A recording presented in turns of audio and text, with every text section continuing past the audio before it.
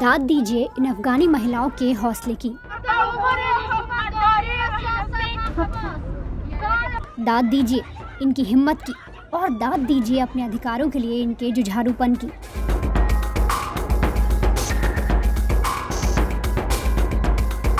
जब राष्ट्रपति देश छोड़कर चले गए, फौज ने हथियार डाल दिए, तब ये महिलाएं तालिबानियों के सामने लाउड स्पीकर लेकर काबुल की सड़कों पर उतर पड़ी और हथियार बंद आतंकियों के सामने बिना बुर्का ओढ़े। जैसा तालिबान ने औरतों के खिलाफ फरमान दिया है, ठीक उसके उलट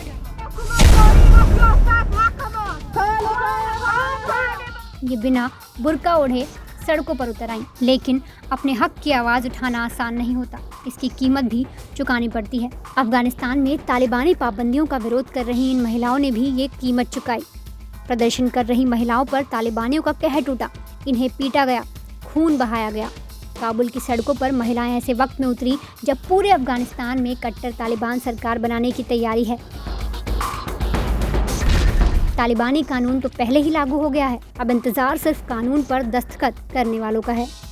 इनके नाम क्या क्या होंगे, इस पर इंतजार अभी भी बाकी है, लेकिन चेहरे सबके साफ हैं। तालिबानी सरकार का सुप्रीम लीडर होगा हिबतुल्लाह अखुंदजादा। सूत्रों के मुताबिक ईरान मॉडल के आधार पर अफगानिस्तान सरकार का सुप्रीम लीडर अखुंदजादा ही होगा। अखुंदजादा का पद सबसे बड़ा राजनीतिक और धार्मिक पद होगा। ये कंधार में बैठकर अफगानिस्तान की सरकार को कंट्रोल करेगा। इसके पद का नाम रहबर होगा, यानी राह दिखाने वाला। अखुंदजादा ही सेना, सरकार और न्याय व्यवस्था के प्रमुखों की नियुक्ति करेगा और देश के सभी राजनीतिक, धार्मिक और सैन्य मामलों में उसी का फैसला अंतिम माना जाएगा। लेकिन वो कैसी राह दिखाएगा, ये तो दुनिया को दिख ही रहा है।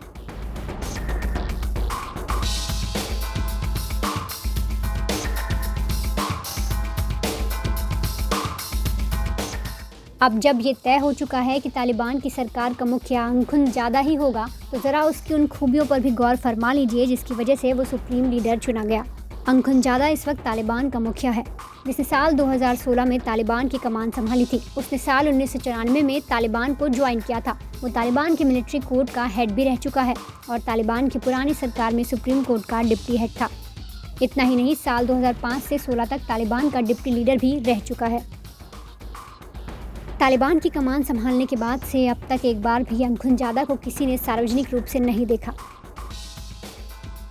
लेकिन तालिबान सरकार का लीडर नंबर 2 अफगानिस्तान आ चुका है और वो है मुल्ला अब्दुल गनी बरादर। तालिबान में बरादर का कद अखुंदजादा के बाद सबसे बड़ा है। तालिबान सरकार में भी वो अखुंदजादा के बाद नंबर 2 की पोजीशन पर बैठेगा। सूत्रों के मुताबिक मुल्ला अब्दुल बरादर अफगान सरकार का नेतृत्व करेगा। उसका अफगानिस्तान का अगला राष्ट्रपति बनना तय है, यानी अखुंदजादा जो आदेश देगा उसका पालन करवाना बरादर का काम होगा। वैसे तो बरादर को अखुंदजादा अपना ब्रदर मानता है, लेकिन इन दोनों की काबिलियत अलग अलग है। बरादर ने 1980 के दशक में सोवियत संघ के खिलाफ लड़ाई लड़ी। बरादर तालिबान के संस्थापक मुल्ला उमर का साला है, जिसने मुल्ला उमर के साथ मिलकर कंधार में तालिबान की स्थापना की थी। वो बरादर ही था जो कतर में तालिबान का प्रमुख राजनीतिक चेहरा बना था और अब बरादर का चेहरा ही तालिबान सरकार का फेस बनेगा, जिसके लिए बरादर को रोज नया चैलेंज फेस करना होगा। विशेषज्ञों के नाम पर तालिबान के पास कौन कौन से विकल्प हैं, जरा आप ये भी देख लीजिए। मुल्ला याकूब, ये तालिबान की नींव रखने वाले मुल्ला उमर का बेटा है, जिसे सरकार में बड़ी जिम्मेदारी मिलनी तय मानी जा रही है। शेर मोहम्मद अब्बास स्टानिकजाई, तालिबान राज 1.0 में डिप्टी विदेश मंत्री था, वो दोबारा इसी पद पर कंटिन्यू कर सकता है। अब्दुल हकीम हक्कानी, तालिबान राज वाले इस्लामिक एमिरेट्स में चीफ जस्टिस रह चुका है और अब ये दोबारा चीफ जस्टिस बनने की रेस में शामिल है। यानी जो अब तक तालिबान को एक आतंकी संगठन के रूप में चलाते थे, वो ही अब अफगानिस्तान में तालिबान की सरकार चलाएंगे। ब्यूरो रिपोर्ट, टाइम तक।